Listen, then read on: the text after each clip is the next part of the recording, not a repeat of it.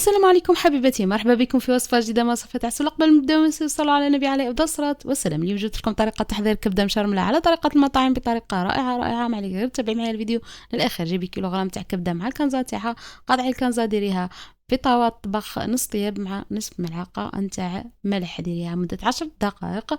جيبي حبيبة بصل قطعيها الى مربعات صغيرة كما راك تلاحظي معي، وذبليها مليح في الزيت. حذاري هنا لازم البصلة طيب مليح. ضيفي هذاك القلب نتاع الكبدة مع الكنزة اللي رانا طبخناها نص طياب، ونضيفوا ملعقه نصف قليل من الملح، كركم مع فلفل اسود وحمار يعني عكري حلو، 2 سنات ثوم خلطي مليح، وضيفي حبيبات حمص طايبين. اذا ما عندكش حمص تقدري تستغني عليه.